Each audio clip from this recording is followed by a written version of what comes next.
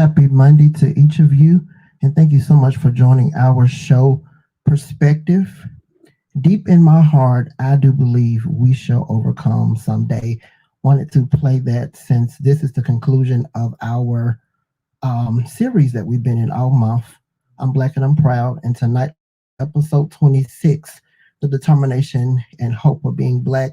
Had to play that festive choir rendition for all my choir heads out there. So y'all can stay off my message asking why hadn't you got any black choir music for Black History Month. So there you have it. But nevertheless, proud to have each of you tune in. Go ahead and like and share, and please share this and tag people in because tonight we're going to conclude already what has been an awesome month. Good evening to each of you. Hello, Monica, my sister in Atlanta. Hey, Mama, my other mama, Mama Linda. Good to see you on, and hello to everyone that's on tonight. We're going to have a great time tonight, and like I said, go ahead and share this, tag these in. Our guests are coming in, they're backstage, and tonight we do have some live entertainment that will be closing our program out, so you definitely want to be on for that. So share this, share this. Like I said, Facebook no longer allows you to do those watch parties, but you could share this as you freely do so. Just to quickly do a quick recap before we bring our guest in, for those of you who this is your first part of the series tuning in, all the first two are on Divine Vision Entertainment LLC on Facebook, and we also have a YouTube channel as well, so you can definitely go back and watch the first two. But for part one, that topic was the dopeness of being black, and doing that first part, we just talked about the things that makes our culture great. We talked about some of the things that kind of the not so great parts of our culture, but yet and still, there's nothing like being black. On last week, we talked about the struggle of being black. We talked about some of those things that people really don't like to talk about that we struggle with in our race, such as you're too dark, you're too light. Yeah, those are things that we struggle with. And tonight, we're even going higher with the determination and hope of being black. Three of my guests are already in, so I'm not going to delay the hour. And these three, they don't need really an introduction, but I'm going to give them one. Perspective has become their home away from home virtually, so I'm going to go ahead and bring them in. Our first guest is Miss Jasmine Stinson, and Jasmine is definitely no stranger to the Perspective family. She is an educator and therapist. I've even lost count about how many shows we've done together, Jasmine, but I'm just glad to have you on as always. And my next guest is my sister from another mister, Miss Isis Jones. She's no stranger to Birmingham. Now she's back home in St. Louis on 96.3 The Loop doing her thing. And then my last guest is my little brother. Y'all know him as the Cochran Man, but he's not the Cochran Man anymore. He has started his own attorney and will law practice, and we'll definitely get him back on for a future show to talk about that. And that's none other than attorney Michael T. Bell with Mike Bell Accidents and Injury Law, where he is the founder and managing attorney. Great to have all of you. And I should say welcome home, because like I said, we've done a lot of shows together. Chemistry is there. People keep asking for y'all. So y'all are back, and you don't, you never hesitate when I ask. So that means a lot. And our next guest, Brandon McCray, he'll be joining us momentarily, so we'll definitely get him started in. And to make this pretty quick, because when we do these, I don't want any delays, so we will mute until it's called for you. But the order for tonight, we'll start with Jasmine, we'll go to Isis, then we'll go to Mike, and then we'll close with Brandon when he arrives. So that will be the order for the night. So the first question, and I kind of want to ask this question. I've asked everybody that's been on the panel, but I think this is a good opener question. When we talk about being black, what does just that do for you? The beauty of being black. I mean, what does that do to your spirit and mind, knowing that you can wake up every morning knowing that you are black? So, Jasmine, we'll start with you on that. That is a great question. As someone who is biracial and has always had my blackness questioned, I think that it is empowering to kind of walk, I guess, in my shoes and to have those experiences and to walk into the room and be the only one who looks like me and to be able to, sit at the table and hold my own and to represent and to be a part of my sorority and to form those sisterhoods and those bonds and the culture. We're here for the culture. Love it. Like it. For me, honestly, the whole aspect of being Black, from as long as I can remember, it was always associated with beautiful things in my life. I remember, seeing Ramsey Lewis for the very first time out in the open park and just remembering this Black man commanding so much of this attention of everyone that was out there. Denise Williams, Black Butterfly, all these other different, analogies that come to play, just our ancestry and where we've come from and how we've kind of, even in the midst of a lot of chaos and confusion, we've still made some incredible strides as a people. It just kind of seems Black magic and beautiful to me. And, with that, it's always kind of a great feeling of representation, like, like Sister Jasmine said, just moving it forward and being a part of that history and that legacy and just being able to propel it forward. Absolutely.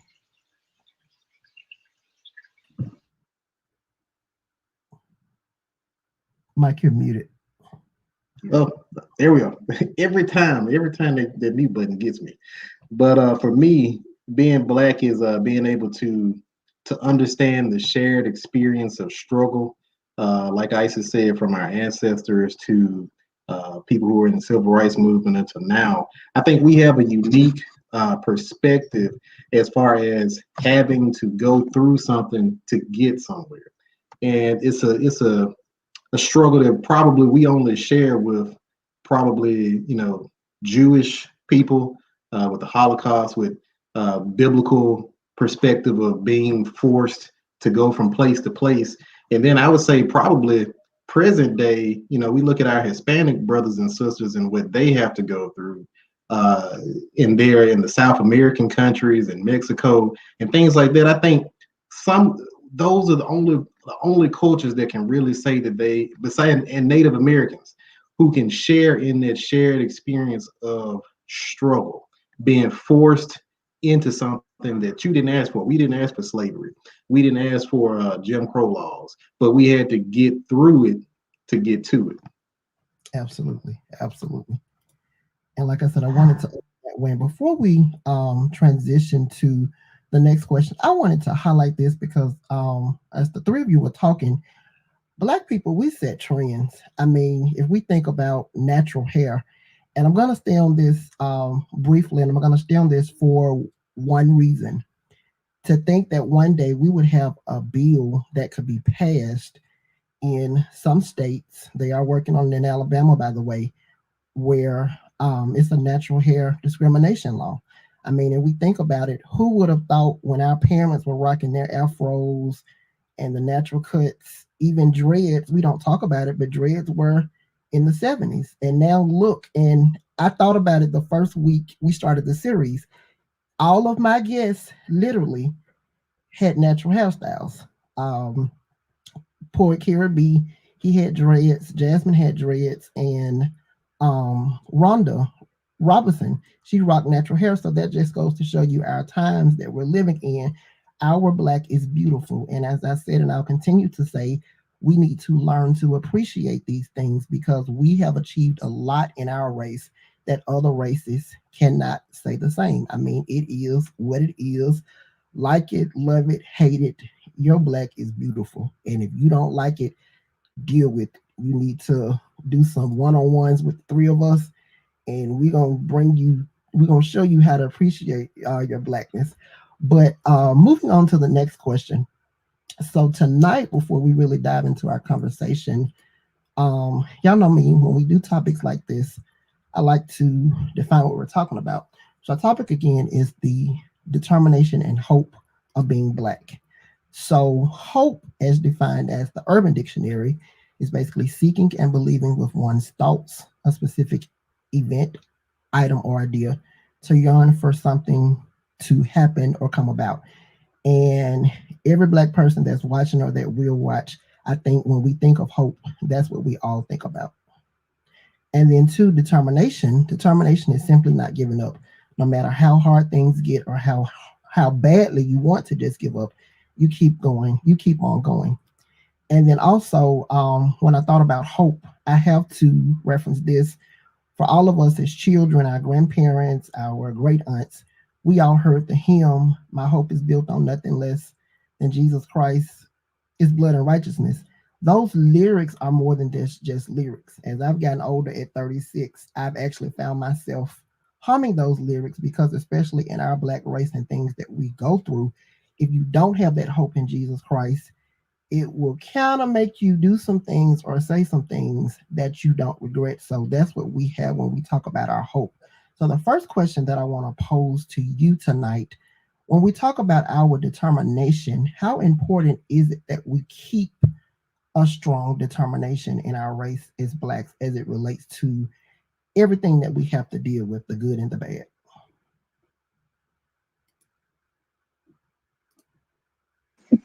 Are we still going in order? Yeah. Okay. All right.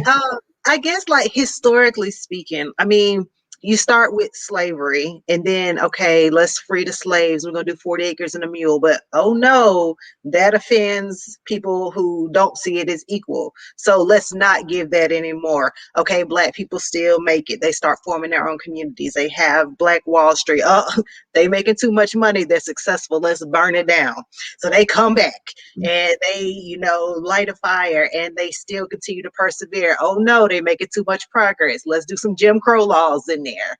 But continuously, every single time that our people have fought to get to where they are, there has been some institutional, governmental, we can call it whatever we want to call it, to come in to basically knock the wind out of our sails. But we continue to come back.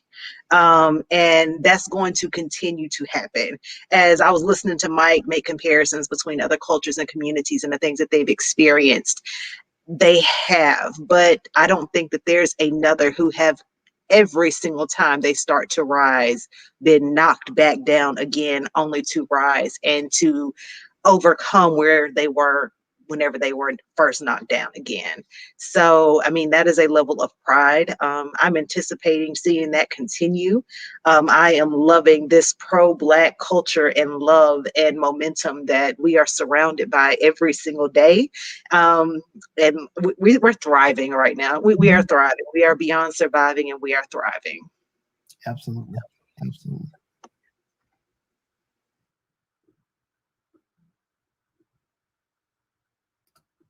You're muted, Isis.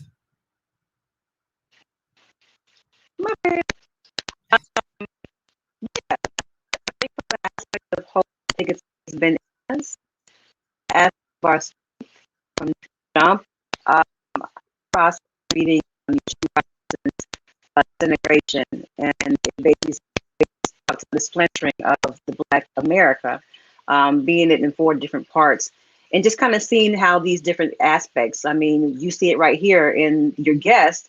We have different facets of what Black America looks like. All of us don't have the same answers on what's to come and what we have to look forward to. But I think, again, that base of where we come from always kind of brings us back. And when you think about the fighting spirit, the people who had to go through this war to actually get to this country in that unwillful position of being forced to actually be of labor and be of servitude to people that really didn't understand completely our complete worth.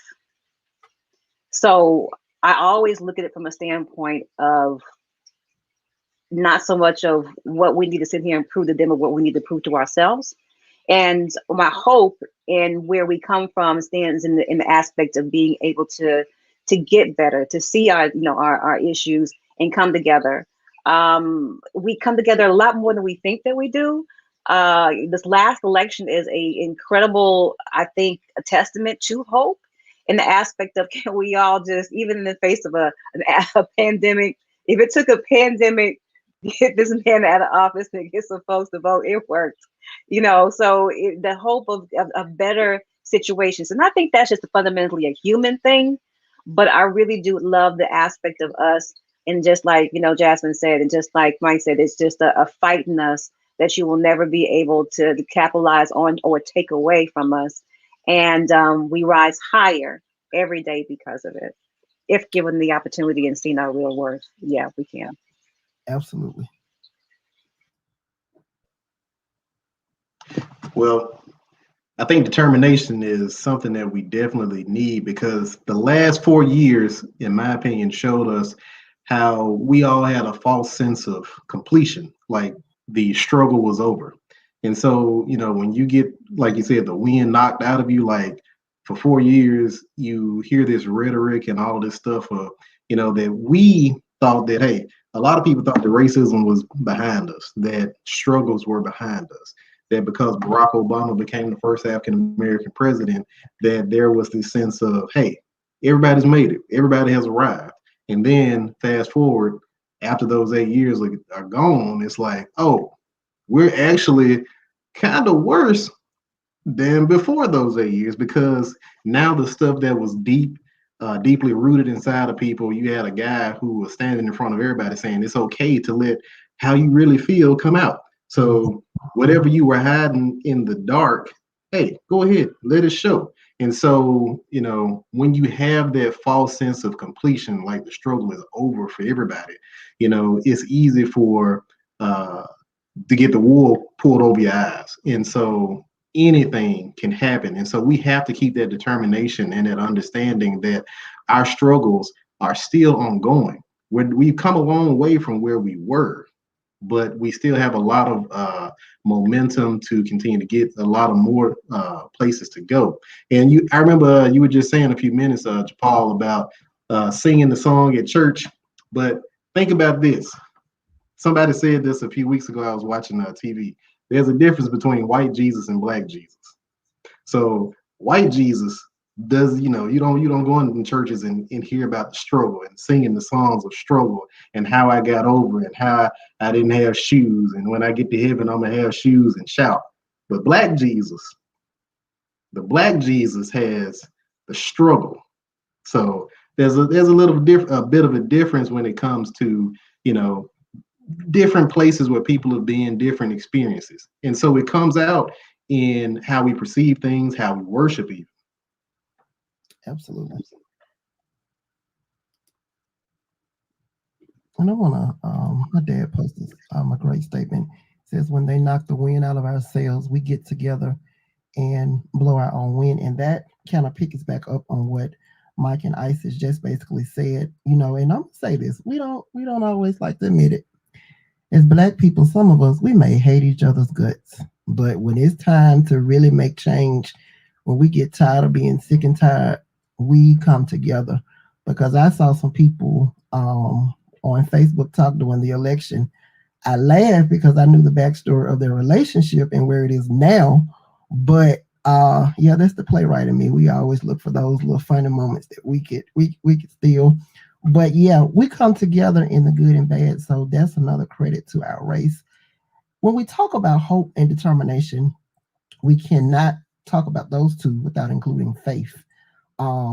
We all know faith, and one of my favorite passages in the Bible, I think, is in 1 Timothy. I don't know the exact chapter. It talks about the faith that was passed on from a grandmother to her mother, and that generational faith.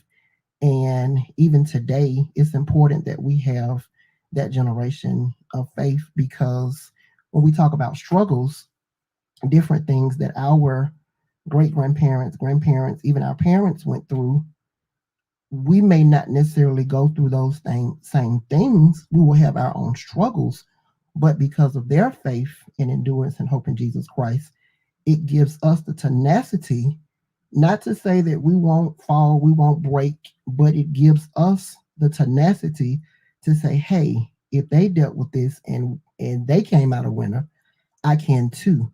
So let's talk about how important it is that we keep our faith strong, regardless what we have to deal with as Blacks. Well, I think that all of us have been grateful for or reiterated, our praying grandmother. And I think that we can all attest to, the power in those words and kind of being brought up and seeing that structure and the fact that when you going through something, if wasn't nobody else praying for you, Big Mama was.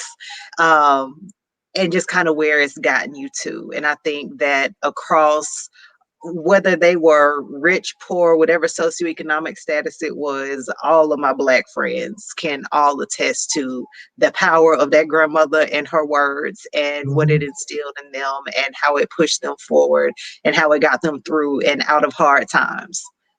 Absolutely.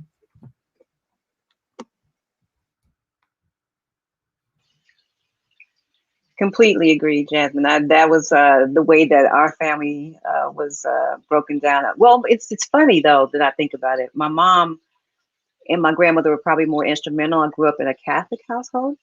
Even though my father was Baptist, my mother ended up being Catholic, and I ended up going to a Lutheran school. It was very confusing.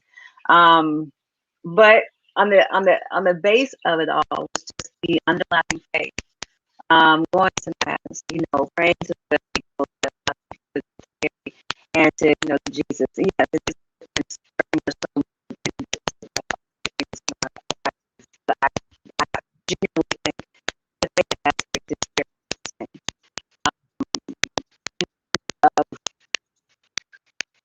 I guess faith is basically the substance of things hoped for and the evidence of things not seen in the sense of how we really kind of attest that in our own hearts. Like faith is something that's written on my chain right here. It's a mustard seed right in the middle. And these are these simple stories that we were brought up with. My father, I would watch him every morning in the morning, actually reading his Bible and going through his prayer. My stepfather does the same thing. But it's amazing how those little examples again remind us of where the root is basically grounded at. And that's what kind of pulls us through, knowing that God will provide. We've read so many different stories in the Bible. We've heard so many stories from our grandparents and our friends about, I should be dead. Right now in this grave. This afternoon I got then I'm going that close. And they give it to you that close to a semi truck, but by the grace of God. And and it's just that underlining power in knowing that we have and that we're connected. I don't know, there's something extremely great and wonderful about that aspect of faith and just having it. Absolutely. Now we caught the tail end of you, Isis. You was your sister was speaking in tongues in a minute. I thought I was gonna have to try to interpret what you were saying, so I need you to fix that while you go on mute. All right, Mike. Well, faith is extremely important to us as Black people. What I think is even more special about our faith is that the faith that people use to enslave us, we took that and made it something to stand on and root ourselves in. Because I talk to people about this all the time. One of the most dangerous things that is on the face of the earth is, a misinterpreted Bible. You misinterpret, you can use that Bible to do anything and make people believe whatever you want to. And so the Bible, all those passages of scripture for years were used as the foundation to enslave not only us, but a lot of people throughout the world. But especially to us, we took that and we made it our own, took that foundation, and now we stand on it and can go even further with it. So I think that's special. Very special. You got something to say, Isis? Come on. Just I've been, over the course. Now my See these songs again. hello. Okay. Hear me now?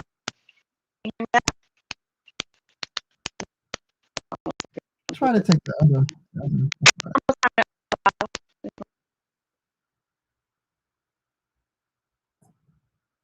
Yeah. I'm gonna pause you. We'll come back to you. And so when yeah, I hate that because I really want to keep you a part of the conversation. So hopefully you can get that squared away. At all? No, not at all. Yeah, Can't hear. that's better. That's better. Okay. Okay. Okay. Now, when you break down the aspect of, again, our faith, now this is ever get confusing for you because it's like there's moments when I really do feel Oshun, when I do feel, you know, parts of the Yoruban faith, when I do feel, you know, aspects of, you know, different deities that we brought from the motherland. You know, does it ever kind of come a time when you kind of have that dichotomy where you're kind of like, where you're torn a little bit, or does it all make sense in the grander scheme of things? Because for me, it all kind of comes together. It's like nothing is resolved, even though we're in this faith right here. There's still that aspect of our blackness that goes way beyond, or better yet, what we like to describe as, you know, the Bible or history. You know, there's just so much more of us. Like, you know, Jesus wasn't white. You know, even from the skin tone, the sense of, okay, don't get me started. The point being, again, am I the only one that feels like that, or am I tripping? You are not alone. Oh, Jesus. I was like, there's some days, girl, some days. Okay. Thank you. And if y'all have comments, feel free to do this because we love interactive shows. So feel free definitely to comment. We love to get your perspective. That's why we call the show Perspective on anything that we are talking about. The next segment I want to go to, and then we actually ask some discussion questions again this week. I got one response. I do see that some more people have responded since the show has started. Sorry, I didn't get to post your answers, but I will make sure that my guests comment on your responses after the show ends. So when we talk about hope and determination and faith, joy is another huge factor. And growing up, I've heard several people say, growing up, my family was poor, but we didn't know that we were poor because my mom and dad, or if it was a single parent home with just a mom, they always said, but we all had so many happy times. And this is not a statement. You whites can't relate to that because for them, if they can't make a successful move or a good business deal or something that they had been hoping and praying that it comes off, the pressures of it, even in that, we deal with things different. So I want to talk about for a moment how important is it that we keep our joy strong. And let me put a handle on that because my parents and I have this conversation a lot.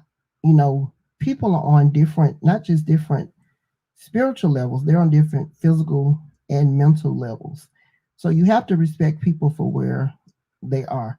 They're just some people, they are just happy. My mom is one of those people, and I say that not to call her out. Everybody that knows her, that has ever met her, she is the most hugging person, most loving person, most encouraging person. Everybody knows that. I come in contact today with friends that I went to elementary school, middle school with, and they say, "How's Mama Vines doing?" She's just always had that encouraging spirit about her. And there are some people, you know, they encourage, but you ain't gonna get all that extra. So my question is, and that doesn't make them right or wrong, that's just where they are. So my question is, how important is it that we keep our joy and we keep a happy, upbeat attitude, regardless of what life throws at us in our culture? Because I say that, and let me give you a prime example. January the 6th, it was hard for the Black race to watch. If you are the most religious, heavenly bishop, apostle, prophetess, whatever your title is, it was hard for all of us to watch. But going away from that, you still had to have that side of hope that things would get better. And that was the same way that I imagine when Miss Rosa Parks was arrested the second time for refusing to give up her seat to a white male. She didn't know years later that we have a black president, the first black president, but she didn't stop fighting. The same with Dr. King, Mahalia Jackson, and so many known and unknown civil rights activists, excuse me. But they still had to keep that sense of joy and that sense of hope. So let's talk about how important it is that we keep that joy, because like I said, when we're talking about determination, hope, and faith, joy, that's the finishing mark in that. If there is one thing that I will stand on that the Black community does better than anybody else on the face of this earth, it is joy. It is happiness. It is laughter. It is humor. It is creativity.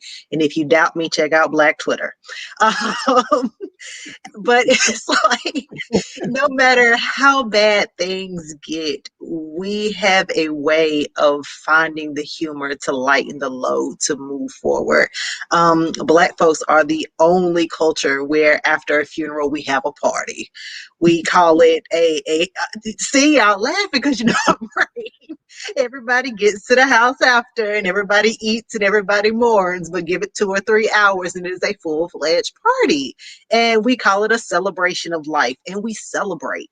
And that's a day of great loss and sadness, but we find it. And you're talking about like January the 6th. That's literally where Black Twitter came from in my mind, because I was like, ooh, the memes off of that day. Right. But you know, they come from a place of hurt, but at the same time, that is a coping mechanism that has gotten our people through so many difficult times.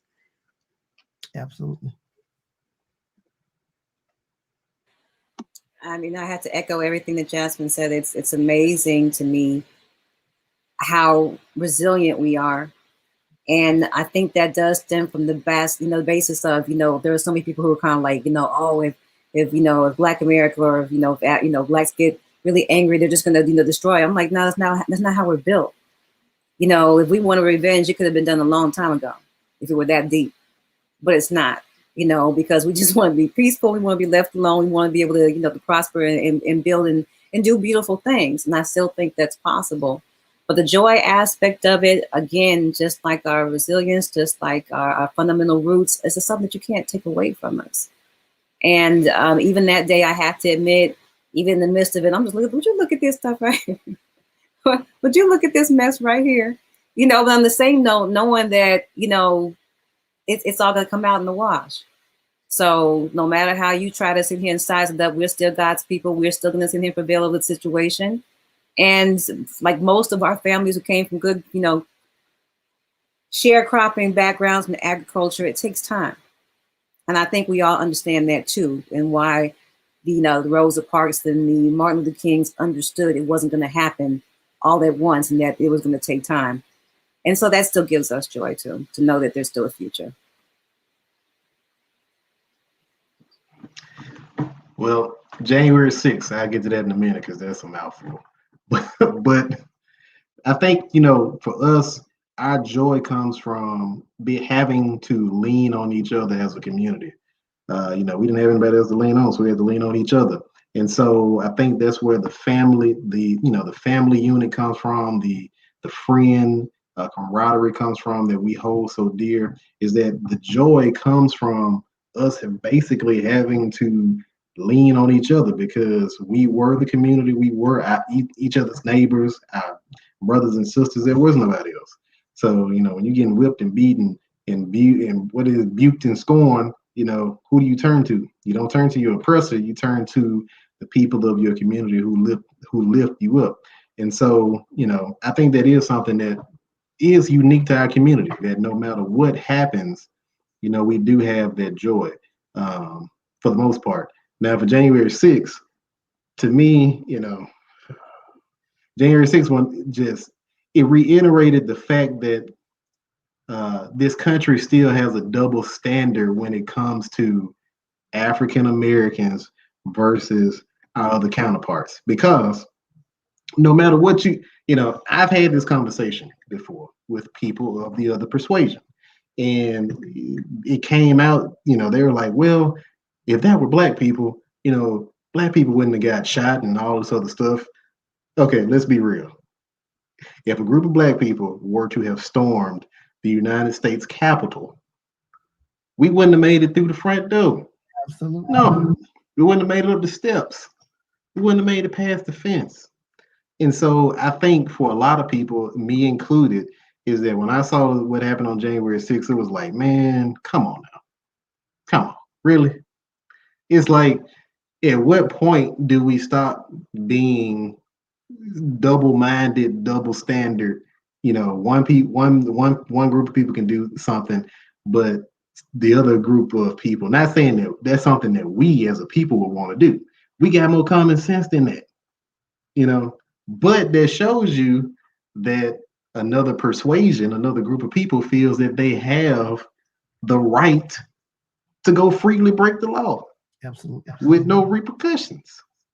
And so again, that's where your joy comes in, because you just, when you like they said, look, Black Twitter, you just watch this stuff and you laugh, because it's like, there's nothing that you can do about it, and it's not going to change.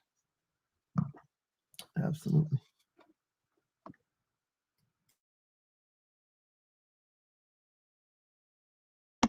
We can't hear you now.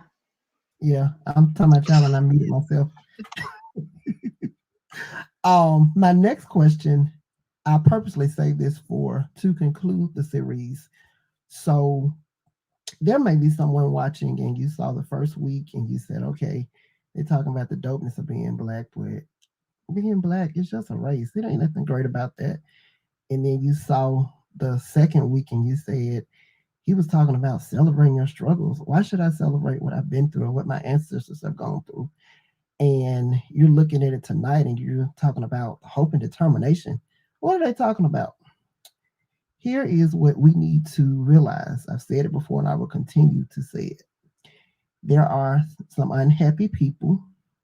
And when you are unhappy and hurt people hurt people. I'm going to say that again. Hurt people hurt people.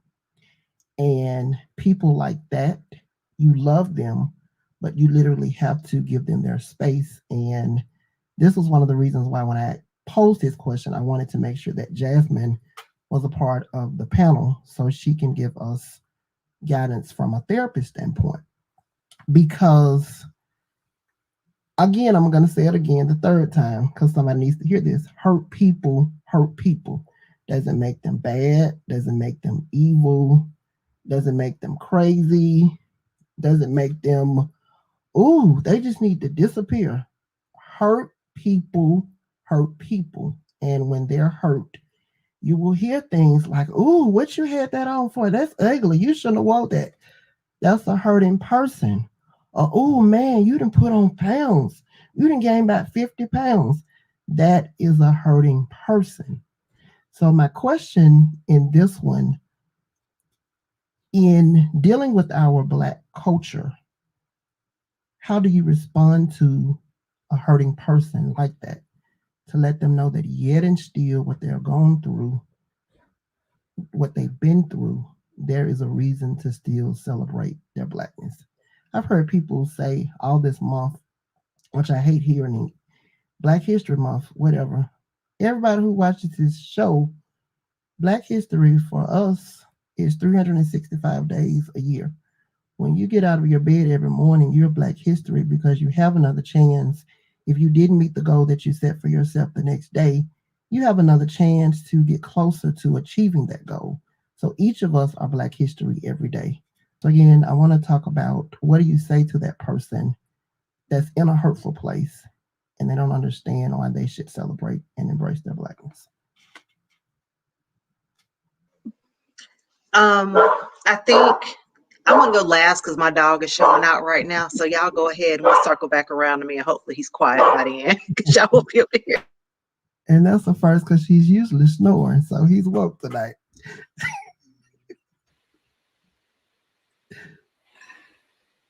First, I have to admit, it's kind of hard to even get to a point where people are, I still have a hard time even imagining that folks have a problem with being Black. Even though I do see it in certain circumstances, and it still kind of takes me aback because I understand the hurt that is there. That makes you feel like, you know, whatever doesn't make you worthy. And I'm always kind of pressed to sit here and have the same conversation, especially with younger folks. And just, I think it's different in some regards, just of, where they are in life and how society has progressed in a lot of different ways and the way that they see the world and the level of freedom from certain things, it's starting to be presented a lot more as Mike was saying, we're starting to see it more. Not that it wasn't there before. I think anyone who ever believed that we were on the same playing field is delusional, from jump, because we're not. We never have been.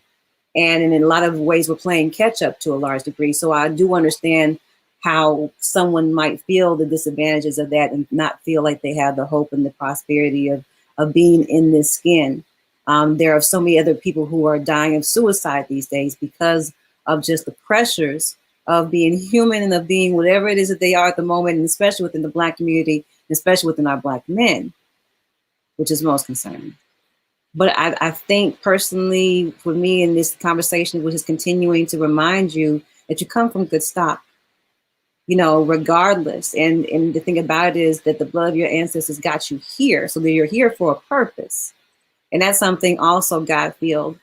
And I understand a lot of people don't come from that base either. We're losing a lot of different cultural things that we know, traditional things that we should kind of, help to maintain us. But I think we're so far down the track, it's just hard to kind of, get back to a sense of normal other than just kind of minimize where we are right now and do the best we can with people and with our families and just learning a new normal, so to speak, because we're in a different place.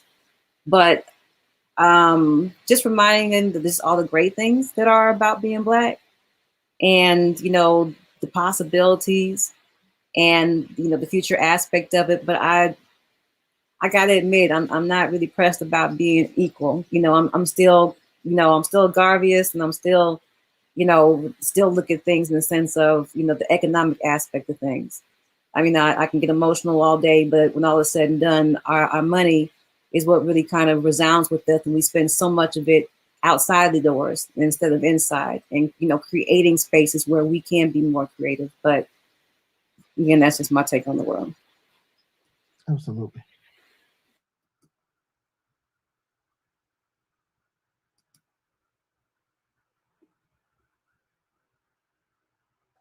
All right, my turn.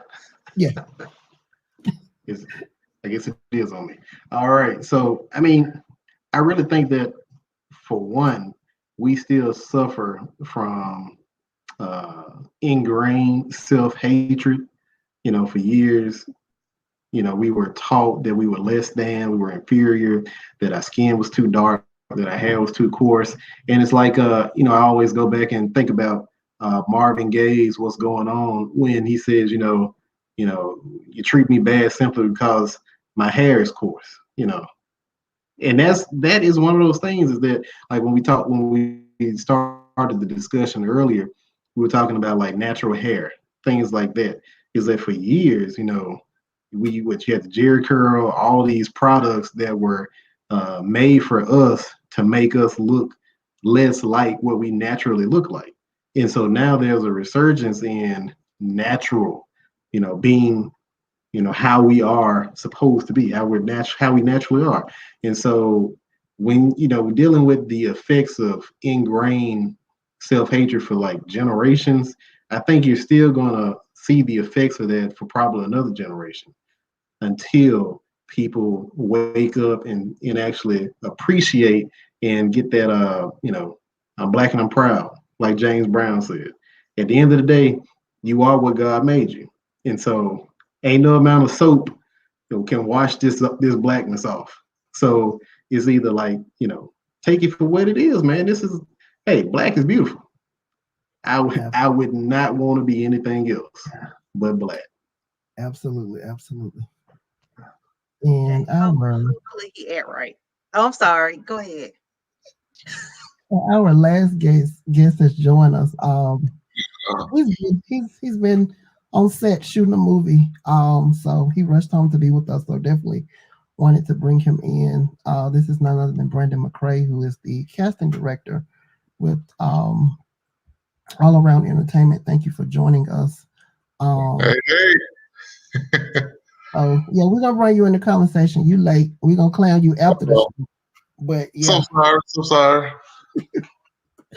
But our next question, and let's get into some discussion questions that were submitted in, and I will share the response first, and then I will allow you guys to give your input. The first question that was posed was, what would you say to our senior community at large to keep them encouraged that the young will continue to fight for justice and equality for the generations to come? And one response to this question did come from my cousin Mona in Foster's. Shout out to you, Mona. And her response is, I would say, don't worry. A lot of the seeds you planted fall on good ground. Many of us are using the platforms available to us to shine light on dark areas and to give our people a voice to be heard. We will never stop fighting. We will not be silent, and we will cause good trouble when necessary. So I'm going to put that same question up, and we will go in the same order, starting with Jasmine, and we will end with Brandon. Your time to respond to the first discussion question. I think that your cousin had it right. As an educator, for working with the youth for over 13 years, I've seen the bad kids and realized that most of them are just misunderstood kids. Most of them have drive, they have visions, they have goals, and they are hearing what you're telling them. They may not respond in that moment, but it does come back. I mean, I started my teaching career in inner city Chicago, and I've had former students, reach out to me and, Miss Stinson, thank you for doing this. Thank you for encouraging me to try this and these were things that were just menial conversations in my, senior English class. And at this point in time, I was 22 teaching 17 and 18-year-olds about stuff I didn't really know about. But it resonated. And for students to reach out and those kids to reiterate things, like I said, I didn't realize they were listening to. It's just a reminder that they hear you. Keep sending the message, don't give up, and instill hope, because it's there and they want a bright future too. Absolutely.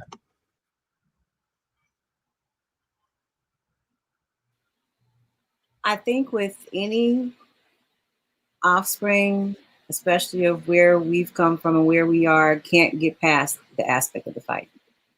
I don't think, there are some days because of customer service, I really question where we are with everything with our kids. But I'm encouraged a lot of the time to just know that there are parents out there who are still instilling, a lot of great values in their kids. And I think more to the point, the kids are just seeing it. We always laugh about, little Charles came out, he just walked out, and the thing about it was these kids come out with their own set of personalities and understandings of the world. And we are only here to help foster that, so I think the biggest thing is just being able, like Jasmine said again, is just being there and being an ear and continuing to give that guidance, even when it's not asked for. I taught in-school suspension for about a year, Jasmine. And I tell you what, I came out with more compassion for them kids than I ever went in there with. Because again, they're hurting on a regular basis, just like we are. And once you understand that, you handle them a lot differently. And again, each one teach one and move forward. I mean, as a teacher from the South, it was really cool to me, like being in Southside inner city Chicago, to have my students, these 6'4", 6'5" grown men walking the halls, and I don't like cursing. So it would be, hey, no, y'all, no, she don't like that. She don't like that. Don't be doing that in Miss Stinson class. Don't do that in her class. And it's just like you set a standard, and whatever bar you set, they will reach. So you have to set the standard, maintain the standard, and hold them accountable. Because again, I believe with any child, again, black, white, or indifferent, everybody's just looking for structure. We want to be able to grow, and we want to be able to sit here and move forward. And when you give them that base, instead of just letting them fly loose, you bring them back in, and I think you get a lot more from our kids from that.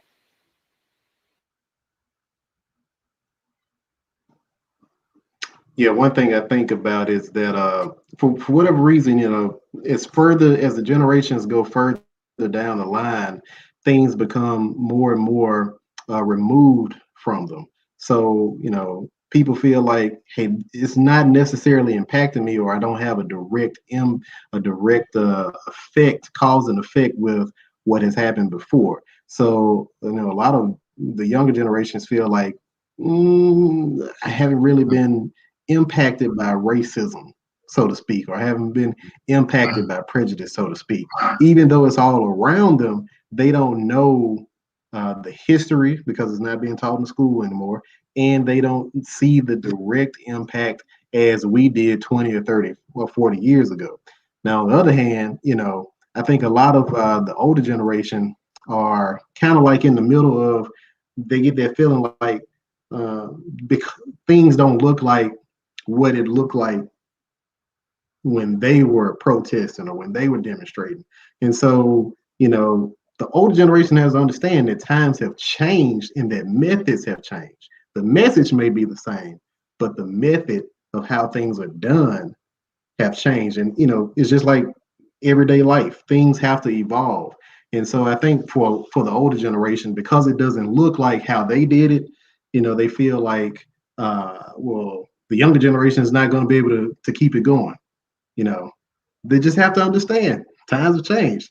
As long as the message stays consistent and stays the same, the method can change. Yeah. And I, used to work with seniors all the time, working through the counsel's office. And so what I always would tell them is, make sure I'm telling your story right. Anytime you can check me if I'm saying something wrong, and they know, like, I can tell Brandon, this is how it was done, and Brandon will find a way to relay that to the next generation. So I think that's also the key to them educating us and let us find a way to streamline that message to the youth. And so that's probably one of the best ways that I've seen that was effective. Just giving them encouragement. And I've always talked to my seniors. I've always found new stories about things that they went through. And a lot of this stuff, I mean, it's like one big circle. Everything going on now has happened before. Like Mike said, it's a different way now. And so we just got to learn how to adjust. And I think the seniors really depend on us to make sure, that we educate these young kids going forward and make sure they're doing something right for the generation after them.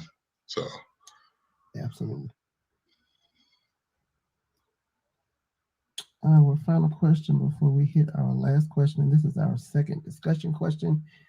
What hope can you give to our Black brothers and sisters who believe the more things change, the more they stay the same in regards to race relations and police brutality?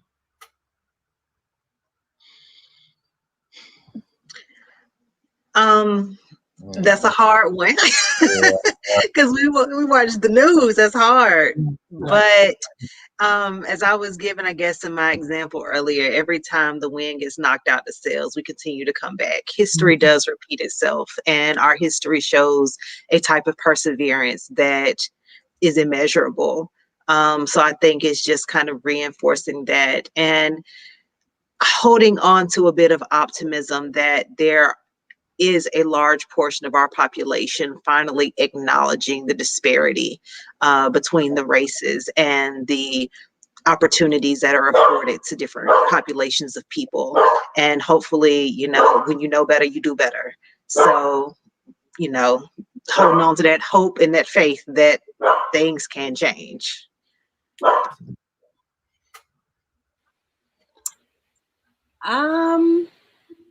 Okay, we're gonna keep it going for one quick second. I do believe in making sure that, yes, you do continue the aspect of hope and faith and seeing us in a positive light. I do believe that, what you say you are good, better, and different. And however you, one of my favorite albums is Most Def's Black Hand Side. Well, I can't. think I can't remember the name of the album, but at this point, he asked, when people asked him where hip hop was going, he asked, well, where are we going? Because, where we're going is basically how hip hop and the rest of the world is basically going to go. Yeah. And when I say that, I also take in the aspect of us being responsible and being our brothers and sisters keepers. Being mindful of, getting back to if you're going to use a street code, use a street code for real. In the sense of taking care of us and making sure that, that we're okay in a lot of different aspects. And I think we get away from that, and we get away from the aspect of, also knowing, what we're doing in the sense of like creating little monsters out here to a certain extent. There's not enough, Black men out here. I've said it 1,000 times, and I'll probably get in trouble for saying it again. If 100 Black men really wanted to do something in one city, they could. Not the 100 Black men. I'm talking about 100 dedicated Black men in the sense of really getting down to their neighborhoods and really kind of getting into the central part of it. I do believe that. But I also believe it does take a village. And when we sit here and police ourselves on certain things, when we know that families are in need, when we know that there are young men who are in critical conditions, instead of just throwing them back out in the street, we actually come home to this. So it's moments like that I think need to be more integral in our everyday life, and us not being scared to have those conversations within the four realms of Black America.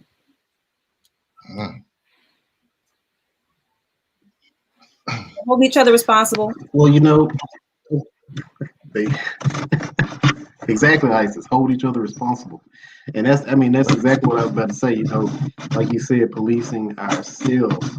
It all starts in our own homes and in our own communities.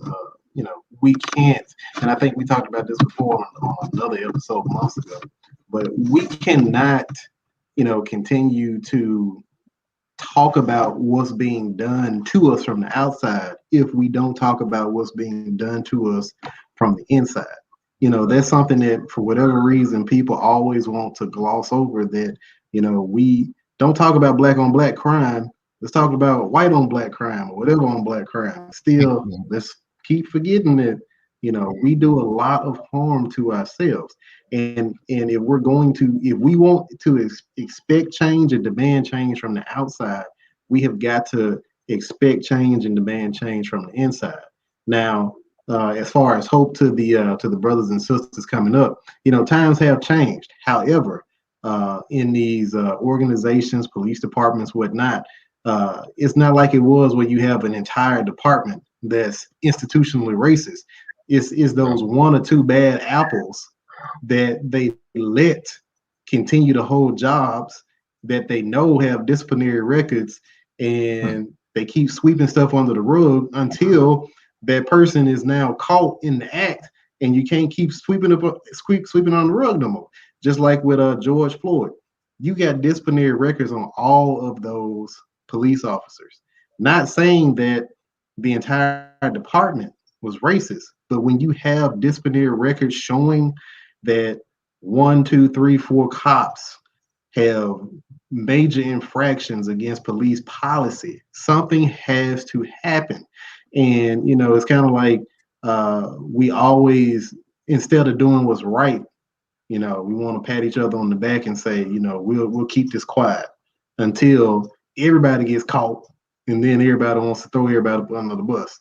And so that's what we have to continue to fight, is that making sure that we get people who hold offices and who are supposed to be protecting us out of these jobs of trust in our communities. And once we do that, I think we'll be able to see a lot of change. And we got to hold each other accountable. The people that we elect, the people that we pay, the people that we live next door to. It's just like litter in the Black community. You drive through our communities, you see trash on the road. You don't go over to Mountain Brook, or you don't go over to Buckhead in Atlanta and see beer bottles and cigarette butts and trash McDonald's bags on the side of the road. It's the little small stuff that starts from the inside of our communities. And you can talk about socioeconomic this, socioeconomic that, but a lot of this is just doggone home training. And if you ain't got home training, You ain't got nothing. Yeah. And I just hope the events of last year with us protesting in the streets, I hope that starts what Mike was talking about. Like, I hope that start immediately, you know. Like I said, these law enforcement guys, like, there's a lot of them don't need badges. And like I said, I hope last year really changes everything for our community going forward. And the thing with the trash, exactly, Mike, exactly. There's nothing we can't do. We can't let nobody do. How am I want to word this? We do worse to ourselves a lot of the time. And like I said, it's just as simple as you go out in a neighborhood and there's trash all over the streets. It's like, why? I'm pretty sure you got a trash bag in the house. Bag your trash up and just sit it on the curb for the city to come pick up. Don't just willy-nilly throw paper, McDonald's bags, Chick-fil-A bags, all this stuff, and just junk up our communities. That inside is really the key. We got to change within ourselves first. And that's the hope I have for our brothers and sisters, that the events of last year will change us going forward. Because when the streets start talking, those elected officials, those higher ups, they got to listen. Absolutely. Absolutely. And to bring this conversation to a close tonight, and everybody stay tuned because our live entertainment is coming up in just a few moments. But to bring this conversation to a close, I quote words from Dr. Martin Luther King Jr. as he eulogized 3 of the 4 little girls at the 16th Street Baptist Church. He said, and I quote, "Despite of what we see and hear, I still have hope." And he was criticized for those statements by several clergymen because they felt as though, how can you say those words when we have those mourning families that are seated before us? So I say to each of you, regardless of what you see, hear, or even what you feel, you still have to have that hope, because as long as there's God and there's faith and there's prayer, things won't stay the same forever. You may not live to see those things manifest, the change happen, but just believe that the strides that you're doing and the things that you're doing today, your children's generations and your children's children's generation, their lives will be better because of the seeds and the things that we're producing today. So I want to thank all of my guests this evening. This has indeed been a great conversation. I thank you for your time. I don't take any of you for granted, because you don't have to be guests on this show. And the fact that you all have been repeat shows that you believe in this platform. So I do thank each of you for that. And again, this won't be the last time. We look forward to seeing you on again. And what I'm going to do at this time, I'm going to start with Jasmine. We're going to go in the same order. Tell the audience your name again and tell us a little bit about what you do professionally and where people can find out more information about you. My name is Jasmine Stinson. I'm an educator. I currently run a therapeutic day school, and I see private clients as a therapist as well, through Impact Family Counseling. If you have any questions or comments, I can be reached through my social media platform, which is tagged on this video. Yeah, that's it. Yay, Jasmine. We love Jasmine. Isis Jones, radio personality, St. Louis, Missouri. I'm a 96.3 R&B for the Lou. Still get back and forth between here and Birmingham periodically, and I'm still doing some community work and enjoying every bit of piece of it. You can follow me and all the shenanigans going on at Isis M. Jones pretty much on everything. But if you want to get to everything, you can actually check out my website at isismjones.com.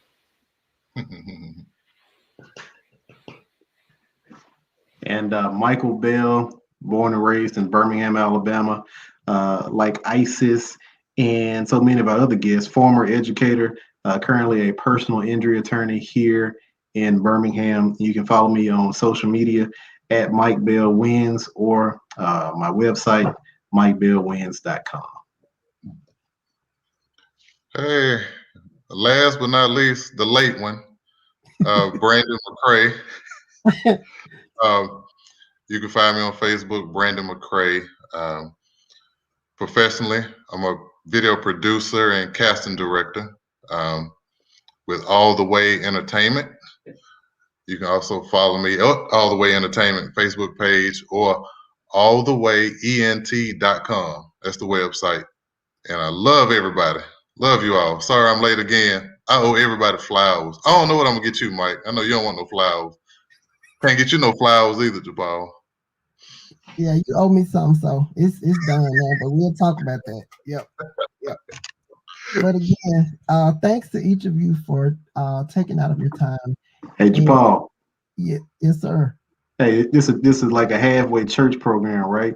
He can turn some water. He can turn water into wine like Jesus. Well, yeah, y'all stay on that. I'm trying to get on that one too. Then see, y'all ain't right. But I want to thank everybody for joining. And as I begin this week's announcements, I posted a link in the comments. And this link is for the newly Divine Vision Backstage VIP private group on Facebook. If you aren't a part of that group, this goes for my guests as well. Please click the link and join. And as soon as this show is over, I will accept your invitation. We have some amazing things going on in that group. This is where we post discussion questions. You all get first grabs of show topics and what guests will be on the show. And also let this cat out the bag. So this private group, one of the reasons why it is private, this has the virtual Christmas production that we did of COVID, a very COVID-19 Christmas in it. I'm not going to tell you where in the group the video is, but it is there for your enjoyment. Please, nobody text me or inbox me, ask me how long the video is going to be in there. I advise you to watch it within the week because this is an original work. And if you want to watch it, you will definitely enjoy it. It has a lot of local talent. And kudos again to all of my cast and my crew for making this happen. You will definitely enjoy it. Also, as always, you can follow us on Facebook, Instagram, and Twitter. I'm sorry, not Twitter, but YouTube as well. And all this month, we have been spotlighting different African-American Broadway stage plays and just Black theater for Black History Month. And if you want to learn some things, you can follow these things on our Facebook page and Instagram, because we as Blacks, we need to be educated about things that are happening in our culture and that have happened so we can celebrate it, because there are a lot of dope things that have happened that we don't get the credit for. And then as always, you can follow us on our website, divinevisionent.com. Next month is Women's History Month. We do already have 2 guests confirmed for the next 2 weeks. Next week, our guest will be Elva Melton. She will be on discussing her new book, Breadcrumbs to Purpose. You definitely want to be in for that. And then on March the 8th, Jasmine Williams, who is a Life South Community Blood Center donor recruiter, she will be on, and we will be talking about the importance of giving blood, and we'll also be talking about different ways that Life South makes the things they do in the community. So you definitely want to be tuned in for that. And ladies, like I said, it is Women's History Month, and these aren't just going to be shows geared to females. Let me just say that. Although all of the guests for the month of March will be females in observance of Women's History Month, it will be a show for everybody. We're actually already working on a show the Monday for Easter weekend. So March is going to be full of surprises. You definitely want to be in tune for that. And I think those are all of my announcements. So at this time, I'm going to bring all of my guests in because none of them knew about this. So you guys will be surprised as well as our live entertainment is ready. Bring all of you down, and what we will do after our live entertainment is done, she will have the final word. So tonight, as always, as we know, this is Black History Month. And for those who know me outside of perspective, Divine Vision Entertainment, we are a local African-American theater company. And we always like to showcase local talent. So tonight is no different. And tonight I have the distinct pleasure of spotlighting one of my newer actresses that I'm so excited. She has worked with us, and her name is Tanya Marshall. And Tanya is a Birmingham native, and she not only does she love theater, but she has a passion for it. And for those of you who've seen plays, you can definitely tell when someone has a passion for the work they do on the stage. But some of the productions that Tanya has been in is she portrayed the Mama Lena Younger in A Raisin in the Sun. She also has done Black Nativity with Aldrich Repertory Theater. She portrayed Shelley in Grand Concourse. And most recently, she made her debut with Divine Vision in our production, The COVID Christmas Love Chronicles. So at this time, I'm going to yield the floor to Tanya Marshall in her rendition of the highly sought after theatrical monologue by Langston Hughes, Negro Mother. Children, I come back to you today to tell you a story of a long, dark way that I had to climb, that I had to know, in order that the race might live and grow. Look at my face, dark as the night, yet shining like the sun with love's true light. I am the child they stole from the sand 300 years ago in Africa's land. I am the dark girl who crossed the wide sea, carrying in my body the seed of the free. I am the woman that worked in the field, bringing the cotton and the corn to yield. I am the one that worked as a slave, beaten and mistreated for the work I gave. Children sold away from me, husband too. No safety, no love, no respect was I due. 300 years in the deepest South, but God put a song and a prayer in my mouth. God put a dream like steel in my soul. Now through my children, I'm reaching the goal. Now through my children, young and free, I realized the blessings denied to me. I couldn't read then, I couldn't write. I had nothing back there in the night. Sometimes the valley was filled with my tears, but I kept trudging on through the lonely years. Sometimes the road was hot with the sun, but I kept on till my work was done. I kept on, no stopping for me. I was the seed of the coming free. I nourished a dream that nothing could smother. Deep in my breast, the Negro mother. I had only hope then, but now through you, dark ones of today, my dreams must come true. All you dark children in the world out there, remember my sweat, my pain, my despair. Remember my years, heavy with sorrow, and make of those years a torch for tomorrow. Make of my past a road to the light, out of the darkness, the ignorance, the night. Lift high up my banner out of the dust, standing as free men, supporting my trust. Believe in the right, let none push you back. Remember this whip and the slaver's track. Remember the strong in the strife and struggle that deny you the way and deny you life. Oh, my dark children, may my dreams and my prayers impel you forever up the great stairs. For I will be with you till no white brother dares to keep down the children of the Negro mother.